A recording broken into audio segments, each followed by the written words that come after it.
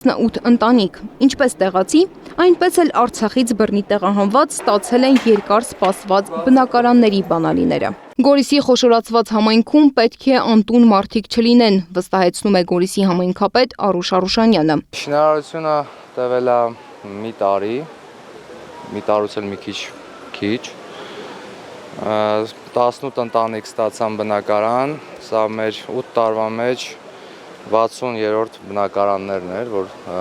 այս ընթացքում տվել ենք մեր քույրերին, եղբայրներին, սահմանամերձ գյուղերում, Գորիս համայնքում, առաջիկայում էլ պլանավորում ենք 40 նոր բնակարաններ նորից շինարարությունը, դրա նախագիծը արդեն պատրաստ է և պլանավորում է ևս 60-ը,